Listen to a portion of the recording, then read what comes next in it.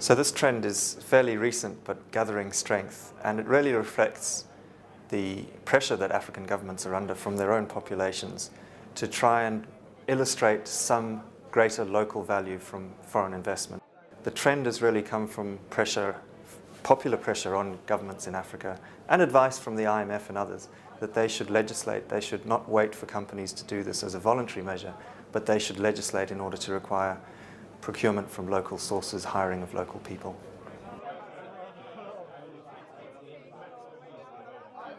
Well, sustainable investment to me means long-term investment. So in different sectors, that's going to mean very, very different things. But sustainability isn't just about the way in which it's used in the layman's terms about climate change and environmental impact and so on. It's also sustainability in terms of core business strategy.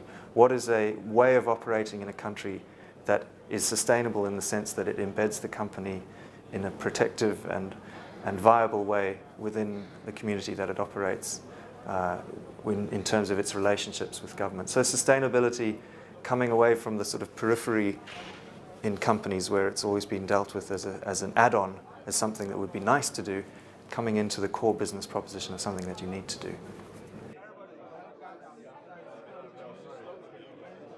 I think two examples that are often given, but I think are worth repeating, are investing in building up the capability and capacity of citizens to be able to be employed by them, particularly where there may be a dearth of skills that are needed by that particular company.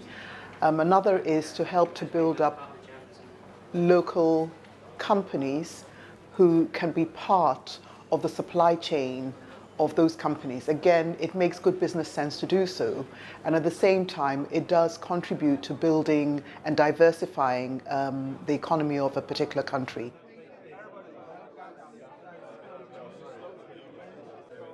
I think one will find that a lot of governments are actually quite open to those negotiations.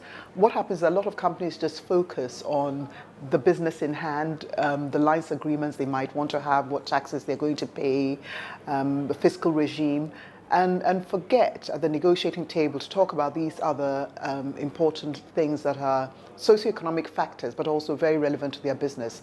So I think, in my mind, there is scope. It needs a lot of thought.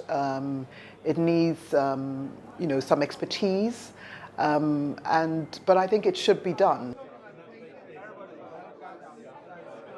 Well, at Invest in Africa, when we say sustainable, we mean long term. So that means starting in your boardroom as a business and deciding, is this a market that we see ourselves in? Is this a region we see ourselves in 10, 15, 20, even 30 years' time? If the answer to that is yes, then it is critical. It's not a if, but, or maybe. It's a you must decide which parts of, for example, a government's national or local development agenda do you feel you can best contribute to whilst still being a profitable organisation? Which parts actually embed you in your communities and mean that you can be there for the long term and mitigate against not only risks you see today, but risks that may be coming down the tracks 10, 15 years' time? There's always this conflict between what does a company need to do and what does a government need to do, particularly in an emerging economy. In emerging economies, the infrastructure you expect is not always there, the roads, the power plants. The challenge for companies is to work out what sectors to pick and what sectors not to pick to focus their investment. I'd say when they try to answer that question, there are a number of important questions they need to ask themselves.